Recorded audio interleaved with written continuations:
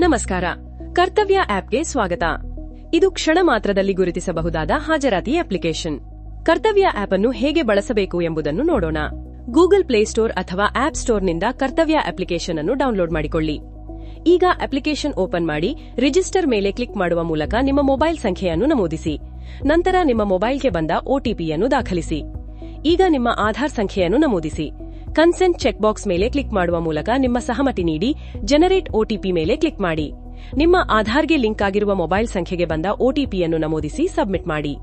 ಗಮನಿಸಿ, ಆಧಾರ್ ಲಿಂಕ್ ಮಾಡುವುದು ಕೇವಲ ಒಂದು ಬಾರಿಯ ಪ್ರಕ್ರಿಯೆಯಾಗಿದೆ. ನಂತರ ನಿಮ್ಮ ಕೆಜಿಐಡಿ ಸಂಖ್ಯೆಯನ್ನು ನಮೂದಿಸಿ ಸಬ್ಮಿಟ್ ಮಾಡಿ. ಇಲ್ಲಿ ನಿಮ್ಮ ಹೆಸರು, ಹುದ್ದೆ ಹಾಗೂ ಇಲಾಖೆ ವಿವರಗಳನ್ನು ಪರಿಶೀಲಿಸಿ ನೆಕ್ಸ್ಟ್ ಮೇಲೆ ಕ್ಲಿಕ್ ಮಾಡಿ. ಈ ಸೂಚನೆಗಳನ್ನು ಅನುಸರಿಸಿ ನಿಮ್ಮ ಸೆಲ್ಫಿಯನ್ನು ತೆಗೆದುಕೊಳ್ಳಿ. ನಿಮ್ಮ ಭಾವಚಿತ್ರವನ್ನು ಆಧಾರ್ನೊಂದಿಗೆ ಹೋಲಿಸಲಾಗುತ್ತದೆ. ಅದು ಹೊಂದಾಣಿಕೆಯಾಗಿದ್ದರೆ ನಿಮ್ಮ ರಿಜಿಸ್ಟ್ರೇಷನ್ ಪ್ರಕ್ರಿಯೆ ಯಶಸ್ವಿಯಾಗುತ್ತದೆ. ಈಗ ನೆಕ್ಸ್ಟ್ ಹಾಗೂ ಲಾಗಿನ್ ಮೇಲೆ ಕ್ಲಿಕ್ ಮಾಡಿ.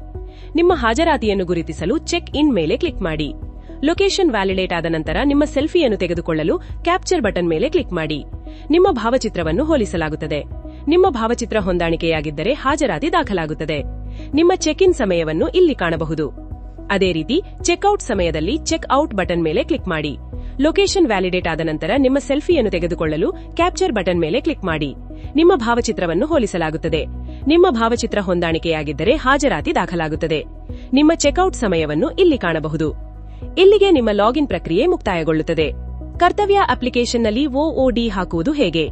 ನಿಮ್ಮ ನಿಯೋಜಿತ ಕಚೇರಿ ಸ್ಥಳವನ್ನು ಹೊರತುಪಡಿಸಿ ಕಾರ್ಯನಿಮಿತ್ತ ಬೇರೆ ಸ್ಥಳಕ್ಕೆ ಹೋದಾಗ ಚೆಕ್ ಇನ್ ಅಥವಾ ಚೆಕ್ ಔಟ್ ಮಾಡಲು ಒಒಡಿ ಆಯ್ಕೆಯ ಮೇಲೆ ಕ್ಲಿಕ್ ಮಾಡಿ. ನಂತರ ಡ್ರಾಪ್ ಡೌನ್ ಪಟ್ಟಿಯಿಂದ ಸೂಕ್ತ ಅವಧಿಯನ್ನು ಆಯ್ಕೆ ಮಾಡಿ. ಅನಂತರ ಅನ್ಯ ಕರ್ತವ್ಯದ ಉದ್ದೇಶವನ್ನು ಆಯ್ಕೆ ಮಾಡಿ. ನಿಮ್ಮ ನಿಯೋಜಿತ ಸ್ಥಳವನ್ನು ಟೈಪ್ ಮಾಡಿ ಹಾಗೂ ಸಬ್ಮಿಟ್ ಬಟನ್ ಮೇಲೆ ಕ್ಲಿಕ್ ಮಾಡಿ. ಈಗ ಒಒಡಿ ವಿವರಗಳನ್ನು ಯಶಸ್ವಿಯಾಗಿ ಸಲ್ಲಿಸಲಾಗಿದೆ. ಈಗ ನೀವು ಚೆಕ್ ಇನ್ ಅಥವಾ ಚೆಕ್ ಔಟ್ ಮಾಡಬಹುದು ಎಂಬ ಸಂದೇಶವನ್ನು ಕಾಣಬಹುದು. ನಂತರ ನಿಮ್ಮ ಹಾಜರಾತಿಯನ್ನು ಗುರುತಿಸಿ. ನಿಮ್ಮ ಒಒಡಿ ಕೋರಿಕೆಯನ್ನು ಅನುಮೋದನೆಗಾಗಿ ಡಿಡಿಒ ಅಥವಾ ರಿಪೋರ್ಟಿಂಗ್ ಅಧಿಕಾರಿಯ ಲಾಗಿನ್ಗೆ ಕಳುಹಿಸಲಾಗುತ್ತದೆ. ಒಒಡಿ ಬಟನ್ ಮೇಲೆ ಕ್ಲಿಕ್ ಮಾಡಿ ತಿಂಗಳು ಮತ್ತು ವರ್ಷವನ್ನು ಆಯ್ಕೆ ಮಾಡಿ ಫೆಚ್ ಡೀಟೇಲ್ಸ್ ಬಟನ್ ಮೇಲೆ ಕ್ಲಿಕ್ ಮಾಡಿದರೆ ನಿಮ್ಮ ಒಒಡಿ ಸ್ಥಿತಿಯನ್ನು ನೋಡಬಹುದು. ರಜೆಗೆ ಅರ್ಜಿ ಸಲ್ಲಿಸುವಿಕೆ ಲೀವ್ ಬಟನ್ ಮೇಲೆ ಕ್ಲಿಕ್ ಮಾಡಿ.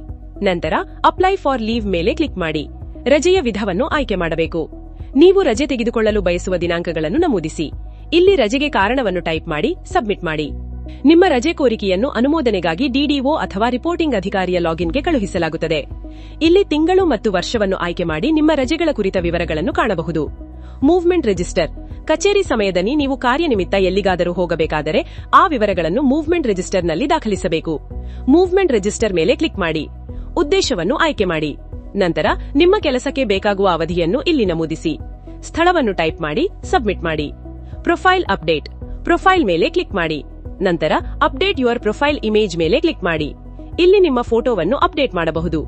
ಎಫ್ಎಕ್ಯೂ ತಮಗೆ ಯಾವುದೇ ಹೆಚ್ಚಿನ ಪ್ರಶ್ನೆಗಳಿದ್ದರೆ ಎಫ್ಎಕ್ಯೂ ಮೇಲೆ ಕ್ಲಿಕ್ ಮಾಡಿ ಉತ್ತರಗಳನ್ನು ಪಡೆಯಬಹುದು. ಹಾಜರಾತಿ ವರದಿಗಳು ನಿಮ್ಮ ದೈನಂದಿನ ಹಾಜರಾತಿ ದಾಖಲಾತಿಯನ್ನು ವರದಿಗಳು ಎಂಬ ಬಟನ್ ಮೇಲೆ ಕ್ಲಿಕ್ ಮಾಡುವ ಮೂಲಕ ಪಡೆಯಬಹುದು. ಆಫ್ಲೈನ್ ಹಾಜರಾತಿ ಆಫ್ಲೈನ್ನಲ್ಲಿ ಹಾಜರಾತಿ ಗುರುತಿಸುವ ವಿಧಾನ. ಮೊದಲು ಪ್ರೊಫೈಲ್ ಮೇಲೆ ಕ್ಲಿಕ್ ಮಾಡಿ ಆಫ್ಲೈನ್ ರೆಡಿನೆಸ್ ಅನ್ನು ದೃಢಪಡಿಸಿಕೊಳ್ಳಿ. ನಂತರ ಮತ್ತೆ ಚೆಕ್ ಇನ್ ಚೆಕ್ಔಟ್ ಪುಟಕ್ಕೆ ಹಿಂದಿರುಗಿ. ಈಗ ನಿಮ್ಮ ಇಂಟರ್ನೆಟ್ ಅನ್ನು ಆಫ್ ಮಾಡಿ. ಮತ್ತೊಮ್ಮೆ ಪ್ರೊಫೈಲ್ ವಿಭಾಗಕ್ಕೆ ಹೋಗಿ ಆಫ್ಲೈನ್ ರೆಡಿನೆಸ್ ಅನ್ನು ದೃಢಪಡಿಸಿಕೊಳ್ಳಿ. ನಂತರ ಬ್ಯಾಕ್ ಬಟನ್ ಒತ್ತಿ. ಈಗ ನೀವು ಆಫ್ಲೈನ್ನಲ್ಲಿ ಹಾಜರಾತಿ ಗುರುತಿಸಲು ಬಯಸುವಿರು ಎಂಬ ಸಂದೇಶವನ್ನು ಕಾಣಬಹುದು. ಮುಂದುವರಿಸಲು ಹೌದು ಮೇಲೆ ಕ್ಲಿಕ್ ಮಾಡಿ. ಈ ಹಂತದಿಂದ ಸಂಪೂರ್ಣವಾಗಿ ಆಫ್ಲೈನ್ನಲ್ಲೇ ಮುಂದುವರಿಯಿರಿ. ಹಾಜರಾತಿ ಗುರುತಿಸುವಾಗ ಇಂಟರ್ನೆಟ್ ಅನ್ನು ಆನ್ ಮಾಡಬೇಡಿ. ಹಾಜರಾತಿಯನ್ನು ಯಶಸ್ವಿಯಾಗಿ ಗುರುತಿಸಿದ ನಂತರ ನೀವು ಇಂಟರ್ನೆಟ್ ಅನ್ನು ಆನ್ ಮಾಡಬಹುದು. ಗಮನಿಸಿ, ಆಫ್ಲೈನ್ ಹಾಜರಾತಿಯನ್ನು ಆಯ್ಕೆ ಮಾಡಿದಾಗ ವರದಿಗಳನ್ನು ವೀಕ್ಷಿಸಲು ಸಾಧ್ಯವಿಲ್ಲ ಹಾಗೂ ರಜೆಗೆ ಅರ್ಜಿ ಸಲ್ಲಿಸಲು ಸಾಧ್ಯವಿಲ್ಲ. ಇಂಟರ್ನೆಟ್ ಅನ್ನು ಮತ್ತೆ ಆನ್ ಮಾಡಿದ ನಂತರ ಮಾತ್ರ ನೀವು ವರದಿಗಳನ್ನು ನೋಡಬಹುದು ಹಾಗೂ ರಜೆಗೆ ಅರ್ಜಿ ಸಲ್ಲಿಸಬಹುದು. ಹೆಚ್ಚಿನ ಮಾಹಿತಿಗಾಗಿ KAMS.helpdesk@karnataka.gov.in ಗೆ ಸಂಪರ್ಕಿಸಿ. ಧನ್ಯವಾದಗಳು.